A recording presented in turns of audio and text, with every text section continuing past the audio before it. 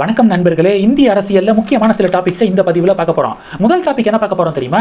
ஈரோடு கிழக்கு சட்டமன்ற தொகுதியுடைய MLA EVKS Elangovan அவர்கள் உடல்நலக் குறைவு காரணமாக இறந்து போயிட்டாரு. கூடிய விரைவாக எலெக்ஷன் கமிஷன் ஈரோடு கிழக்கு தொகுதியை காலியான தொகுதி அப்படின்னு சொல்லிட்டு அறிவிப்பதற்கு வாய்ப்புகள் இருக்குது, அறிவிக்க போகிறாங்க.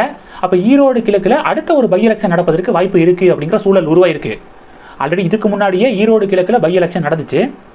EVKS இளங்கோவன் அவர்களுடைய பையன் இறந்து போனார். EVKS இளங்கோவன் அவர்கள் அங்கே வந்து திமுக கூட்டணி சார்பாக நிறுத்தப்பட்டார்.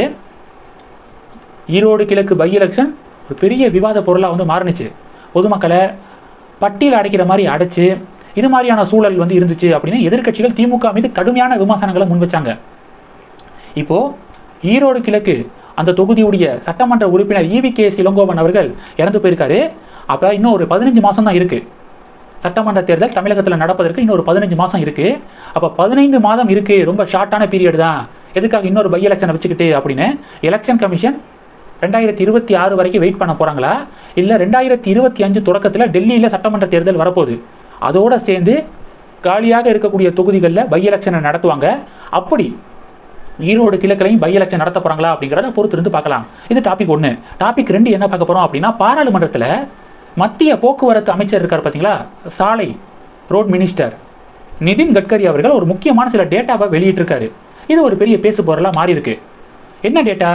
2024 வருடத்தை பொறுத்த வரைக்கும் சாலை விபத்துகள் அதிகமாக நடந்த மாநிலம் எது, முதல் 4 மாநிலங்கள் எது அப்படின்னு சொல்லிட்டு அந்த பட்டியலை வெளியிட்டிருக்காரு. அதில் highest number of road accidents நடந்த மாநிலங்கள் பட்டியலில் 2024 பொறுத்த வரைக்கும் உத்தரப்பிரதேசம் முதலிடம் பிடிச்சிருக்கு. அங்கே 23,652 சாலை விபத்துகள் நடந்திருக்கு 2024 அப்படிங்கிற டேட்டா வந்திருக்கு. 2வது இடத்துல எந்த மாநிலம் தெரியுமா? தமிழ்நாடு. தமிழ்நாட்டில் 18,347 சாலை விபத்துகள் நடந்திருக்கு அப்படின்னும், 3வது பிளேஸில் மகாராஷ்டிரா 15,366 சாலை விபத்துகள். 4ஆம் இடத்துல மத்திய பிரதேசம் 13,798 சாலை விபத்துகள். இப்போ திமுக பாஜக இடையே என்ன டிபேட் தெரியுமா? திமுக பாஜக ஆட்சி செய்யக்கூடிய உத்தரப்பிரதேசத்தில் தான் அதிக சாலை விபத்து அப்படின்னு திமுகவினர் சொல்கிறாங்க. பாஜக என்ன கவுண்டர் கொடுக்குறாங்கன்னா, ஒத்துக்கிறோம் உத்தரப்பிரதேசம் தான் ஃபர்ஸ்ட்டில் இருக்குது அப்படின்னு நாங்கள் ஒத்துக்கிறோம். ஆனால் உத்தரப்பிரதேசத்துடைய மக்கள் தொகை எவ்வளவு? 25 கோடி. உத்தரப்பிரதேசத்துடைய மக்கள் தொகை 25 கோடி மக்கள் வசிக்கக்கூடிய மாநிலத்தில் 23,652 சாலை விபத்துகள் நடந்திருக்கு. 8 கோடி உத்தரப்பிரதேசத்தை விட 3 மடங்கு கம்மி தமிழ்நாட்டுடைய மக்கள் தொகை. அந்த தமிழ்நாட்டில் 18,347, 25 கோடி பேர் இருக்கக்கூடிய உத்தரப்பிரதேசத்தில் 23,000 பேர், 8 கோடி பேர் இருக்கக்கூடிய தமிழ்நாட்டில் 18,000 பேர் கிட்ட, 18,000 விபத்துகள் கிட்ட நடந்திருக்கு அப்படின்னு சொல்லிட்டு இப்போ பாஜக பதிவுகள் போடுறாங்க. பாஜக திமுக இடையே பெரிய டிபேட் நடக்குது. இது டாபிக் 2.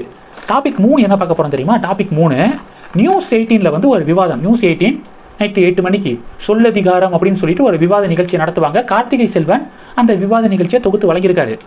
பாஜகவினர் ஒரு வீடியோ சொல்லதிகாரம் நிகழ்ச்சியில் கார்த்திகை செல்வன் அவர்கள் ஆங்கர் பண்ணக்கூடிய ஒரு நிகழ்ச்சியுடைய வீடியோவை ஷேர் பண்ணுறாங்க.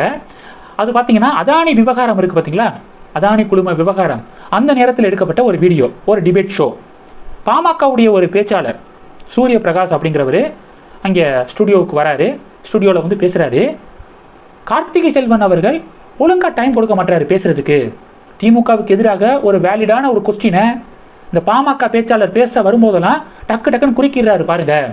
அப்பையும் பாமக நிர்வாகி கேட்குறாரு, பேசுகிறத முழுசாக பேச விட மாட்டீங்க, நீங்களே கேள்வி கேட்டு நீங்களே பதில் சொல்லிக்கிறீங்க, அப்புறம் எதுக்காக கூப்பிட்டீங்க அப்படிங்கிற மாதிரி பாமக நிர்வாகி எரிச்சல் அடைந்து கேள்வி எழுப்புறாரு. மீண்டும் மீண்டும் கார்த்திகை செல்வன் பார்த்தீங்க அப்படின்னா இவரை பேசவே விடலை.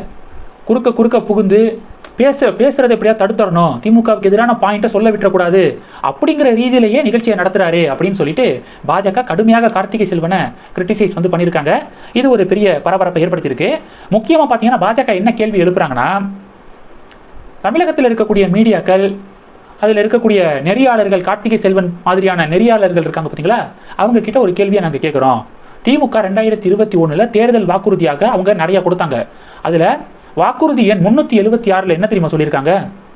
என்ன சொல்லியிருக்காங்கன்னா, ஒரு வருஷத்துக்கு 100 நாட்களுக்கு மேலே சட்டமன்றங்களை நடத்த, சட்டமன்ற கூட்டத்தொடர் இருக்குது பார்த்தீங்களா, அசம்பிளி செஷன் அதை நடத்த நடவடிக்கை எடுக்கப்படும். ஒரு வருஷத்துக்கு 365 நாளில் 100 நாட்கள், குறைந்தபட்சம் 100 நாட்கள் சட்டமன்றங்கள் நடத்தப்படும் அப்படின்னு வாக்குறுதி கொடுத்துருக்காங்க. சட்டமன்றத்தில் தானே தேர்ந்தெடுக்கப்பட்ட சட்டமன்ற உறுப்பினர்கள் மக்களுடைய பிரச்சனையை வந்து எழுப்ப முடியும், தொகுதி சார்ந்து நிறைய விஷயங்களை வந்து பேச முடியும். நிறைய நாட்கள் நடந்துச்சு அப்படின்னா உறுப்பினர்கள் நிறைய விஷயங்களை வந்து பேசுவாங்க. ஆனால் 2021 28 நாட்கள் தான் நடந்திருக்கு சட்டமன்றம். 2022 35 நாட்கள் நடந்திருக்கு. 2023 30 நாட்கள் நடந்திருக்கு. 2024 இப்போ வரைக்கும் 19 நாட்கள் மட்டும்தான் நடந்திருக்கு சட்டமன்றம். ஆனால் திமுக என்ன தேர்தல் வாக்குறுதி கொடுத்தாங்க? 100 நாட்களுக்கு மேலே ஒரு வருஷத்துக்கு சட்டமன்ற செஷன் வந்து நடத்த நடவடிக்கை எடுக்கப்படும் அப்படின்னு வாக்குறுதி கொடுத்தாங்க. ஆனால் இப்போ வரைக்கும் கிட்டத்தட்ட 20 நாட்கள் தான் முடிஞ்சிருக்கு, வருஷமே முடிய போகுது அப்படின்னு சொல்லிட்டு பாஜக கேள்வி எழுப்ப, இதை பற்றியெல்லாம் தமிழகத்தில் இருக்கக்கூடிய நெறியாளர்கள், பத்திரிகையாளர்கள் திமுக அமைச்சர்களை பார்த்து, திமுகவுடைய முக்கியமான தலைமையை பார்த்து கேள்வி எழுப்ப தயாரா? வாக்குறுதி கொடுத்தீங்களே 4 வருஷம் ஆயிடுச்சு, ஏன் இன்னும் நிறைவேற்றலை அப்படின்னு கேள்வி கேட்க ரெடியா நீங்களா? கார்த்திகை செல்வன்லாம் ரெடியா அப்படின்னு சொல்லிட்டு பாஜக கேள்வி எழுப்ப இப்போ ஒரு பெரிய டிபேட் இந்த டாப்பிக்கில் நடக்குதுங்க. இந்த டாபிக்ஸ் எல்லாத்தையும் பற்றி உங்களுடைய பார்வைகளை மறக்காம கமெண்ட் பண்ணுங்க. இந்த வீடியோ பிடிச்சிருந்துச்சுன்னா லைக் பண்ணுங்க, ஷேர் பண்ணுங்க, மறக்காம நம்ம சேனலை சப்ஸ்கிரைப் பண்ணுங்க. மேலும் நம்ம சேனலுக்கு சப்போர்ட் பண்ணணும் அப்படின்னு ஆசைப்பட்டீங்கன்னா நான் பேசக்கூடிய வீடியோக்கு கீழே நன்றி அப்படிங்கிற ஆப்ஷன் இருக்கு, அதை கிளிக் பண்ணி உங்களால் முடிந்த தொகையை சேனல் வளர்ச்சிக்காக கொடுத்து உதவி செய்யலாம். இல்லை ஜாயின் பட்டனை கிளிக் பண்ணி நம்ம சேனலுக்கு மெம்பராக வந்து ஆகலாம். நன்றி. ஜெய் ஹிந்த்.